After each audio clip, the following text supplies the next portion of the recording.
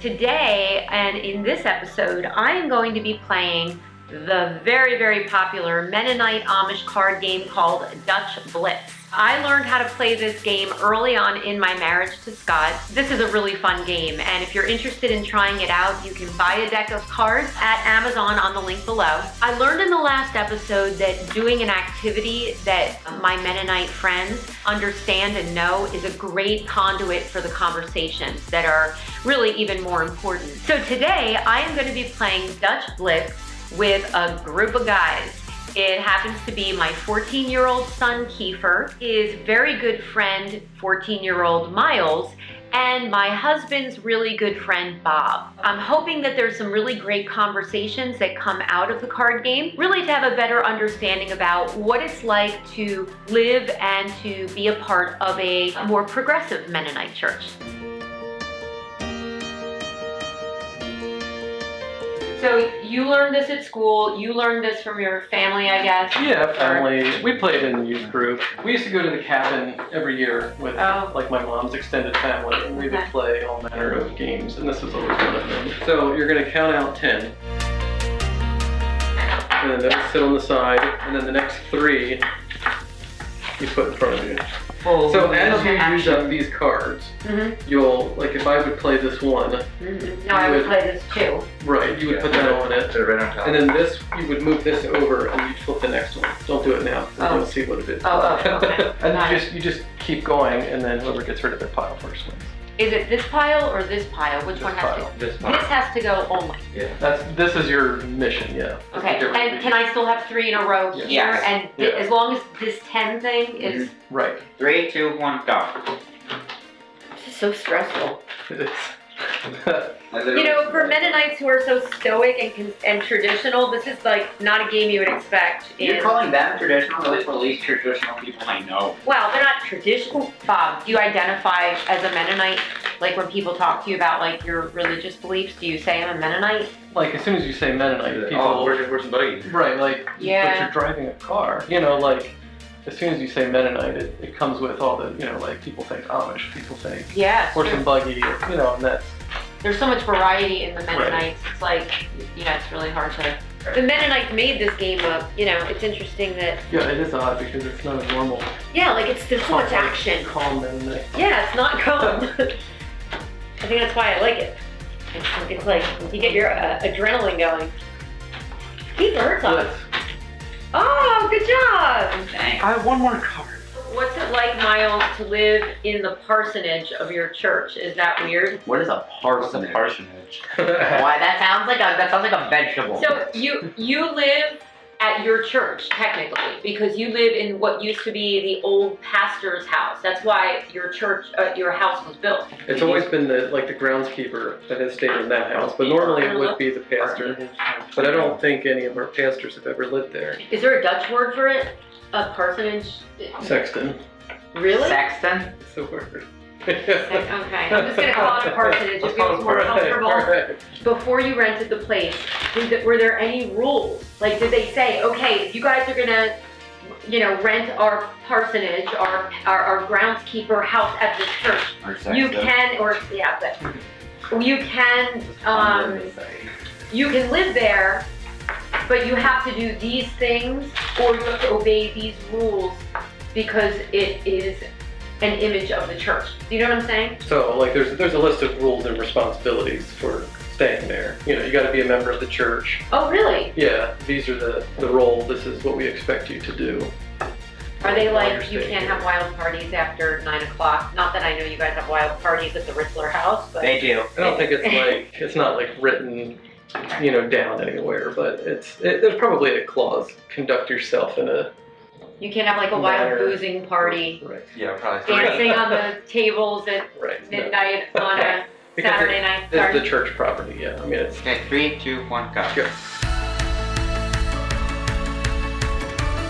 Go. No, again? Oh, there's the blue 9. I think that your wife is like the ideal, if I were like the good Mennonite wife, I would be her.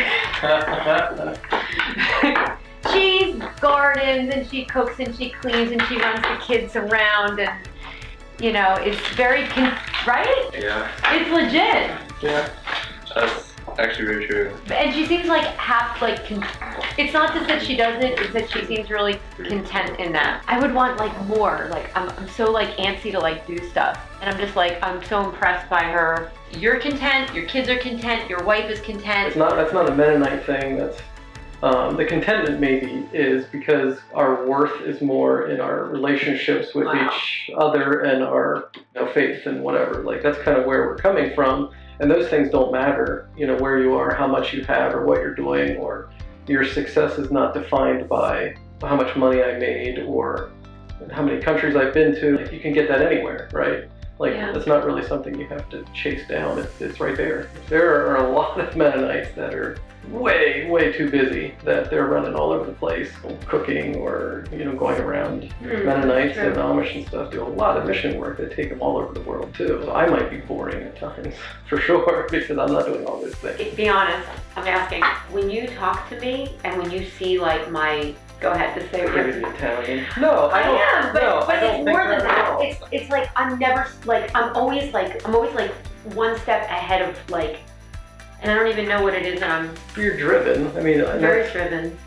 Yeah, that's not a bad thing. You are certainly not the only driven person in this world. Of course. Right. Mennonite or otherwise. Right, absolutely. No, there are definitely some Mennonites that are very driven and have, huge companies. They run huge, multi-million-dollar companies and things like that. So it's not a Mennonite thing just to stay at home and not do anything, and just be content with cooking dinner and running the farm or whatever, that's not a Mennonite thing, I wouldn't say. Like when you see my style or my way of doing life, if there's one thing you feel like I could learn, what would it be?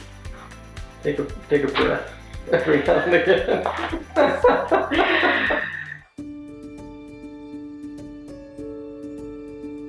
I mean, the Bible teaches us to turn the other cheek, right? If somebody does us wrong, we're not supposed to retaliate. Right. Like my dad fought during the Vietnam era. He was in the Navy, and I've always been really proud of him. He was in, he fought for our country. He gave up, some of the prime years of his life, and he did it with honor and duty. So other people are fighting on our behalf. The idea that people have fought in wars over the period of 300 years of our country's history. If everyone was a pacifist, if everyone was Mennonite, if everybody believed we're not going to go to war, we're never going to, defend the country because we believe it's against our religious beliefs, we wouldn't be here. This is not a new question for me. This country would not exist if, right? We haven't fought those wars. But that's every country in the world.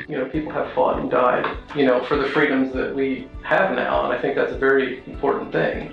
One of the worst things, I think, was it the Vietnam War? When the soldiers were coming back from war, they didn't necessarily decide to go there. They went there, the government said, hey, you're going. Yeah, there was a draft. And then when they came back, a lot of people spit on them or threw things at them and yelled at them. Like that was an atrocity. Like that never should have happened. The thing is, I think being conscientious objectors is less about the fact that you don't like wars because wars have to happen. I think it's more about the fact that you don't want to fight in the wars. It's not even the fighting necessarily. It's I don't want to end somebody else's life. So it's not being a soldier in the war. Correct. So Soldiers I don't want to be on the front line with a gun going out and shooting people that I don't know. Yeah. They have all kinds of other, families, friends, loved ones. They have children. They have wives. I don't want to be the one to end that person's life. And, even though they're coming at me with the intent of doing that, right? That's where I'm coming from. So when there are wars and things, a conscientious objector is not just saying, I'm out, I think this country is bad, I don't want any part of this. They're just saying, I'm not going to be on the front lines, I'm not holding the gun, I'm not going to kill people. But there's going to be a lot of wounded people, there's, issues with supplies getting moved around. He's a nurse, kind of. I'm a nurse. Yeah. You can still help your country and do good things without being the one carrying the gun and going. This is a very hard question. Your beautiful wife and your kids are at home, and you just came back from hunting, and somebody was in your house and had your wife up against the wall. My question is, what would you do? If you're a pacifist, if you're a Mennonite, if you're a conscientious objector, what would you personally do if your family was threatened in that way? I would do whatever I could to help them. My first instinct would be to try and kill that person, but I would hope that I could disarm them or do something to affect the change. Being a pacifist doesn't mean you're not going to do anything. Yeah. I'm not just going to stand there and go, oh, okay, you know, whatever. You want to kill everybody? Okay, fine. Like, Right, of course. I'm not gonna That's do not that. logical. Take your time, No. make lots of cookies. Right. I would try and do something, hopefully without killing that person. Like, because again, I don't want to end somebody else's life. Because there's so many other factors we don't know. We don't know where that person's coming from, Yeah. where they're going. You know, like I don't want to affect their entire fate in this world or whatever because I'm angry. That's a tough question, and I don't know that you know the answer to that until you're in the heat of the moment. Like, What? Dang it. I'm gonna keep playing. Me too. Me too. I'm keeping on playing. Hey, can I do this? Is this allowed?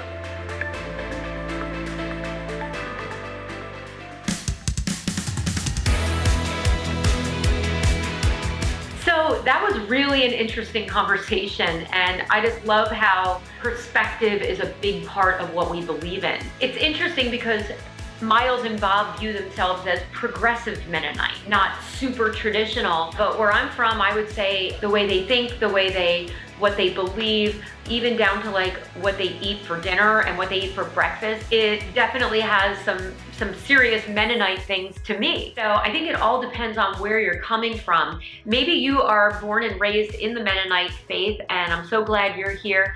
Let me know your thoughts on what you just saw in the links below. Please feel free to like and subscribe. Share with another Mennonite friend what you're hearing here today. And if you are not born and raised Mennonite, maybe you're from my home state of New Jersey, I would also love to hear your comments too, because I'm sure your perspective is probably more on the side of where I'm coming from. I would love to hear what you'd like to learn about on another episode. So to everybody, no matter where you're from, no matter what your background is, I would love to have you join us on the next episode of So I Married a Mennonite. Thanks for watching.